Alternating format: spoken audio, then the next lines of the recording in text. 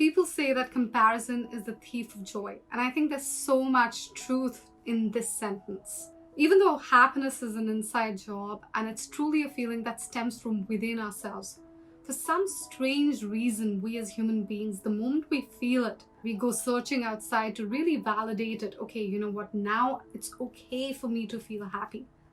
As an example, if you go climb a hill, you'll feel ecstatic, you'll be so happy. But then when you see outside, you go immediately outside to see who else has climbed a hill. And then you see someone else who's climbed a mountain. Suddenly your happiness is not validated enough. It doesn't feel like you have the permission to feel happy. It's diminished. Your happiness suddenly gets diminished. And that is what comparison does. Comparison truly is the thief of joy. The poem I'm going to be reading out to you today is titled Don't Compare. This poem is from the second book that I published. So I get a lot of people asking me in the comments and also messaging me, DMing me on Instagram, and they'll say, hey, it seems like you're really biased towards your first book. That's not true. That's absolutely not true. I think there was a lot more work that went to my second book. So I'm going to read out more poems from my second book as well. So let's start. Through different paths we meander in life. For your highs may be my dips. My dips may be your highs. Still the comparison between you, me, and even thy neighbor remains so rife. For some reason we believe in the roadmap to success therein lies. And therein starts our internal struggles and strife.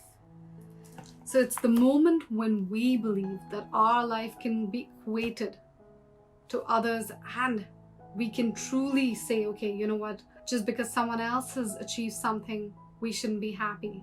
That's where our internal struggles begin, and that's where our happiness starts diminishing. So I'm going to read it out to you one more time. Through different paths we meander in life, which is so true because I can't compare my journey to anyone else's. For your highs may be my dips. So if I'm going through a really good solid phase in my life, you might not be. My dips may be your highs, or vice versa. Still, the comparison between you, me, and even thy neighbor remains so rife. So even though we go through different trajectories in life, our journeys are completely different. Our wishes and wants and desires might be different. So you might be going through the best phase in life, and I am going through a difficult phase in life. So even though our phases are different in life, we still keep the comparison up. We still compare. For some reason, we believe in the roadmap to success therein lies, because we believe that it's through comparison, because there's a really thin line, if you think about it, between feeling competitive, so when you compete in order to improve yourself, versus getting the validation to be happy through comparing yourselves. And therein starts our eternal struggles and strife. Don't compare. So I'm going to leave you with that message for today.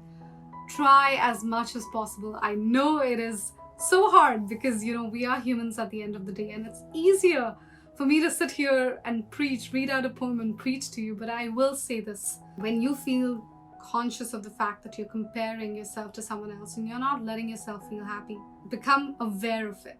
Become conscious of that fact. Also become cautious. Try and not to do that again and again. Take a moment back. Rejoice in your happiness, in your success. Don't compare, because this is an endless road. You will keep comparing. There's no end to it, right? So remain happy, keep smiling, stay safe, wear masks, and I will come back to you with another poetry reading tomorrow. Bye.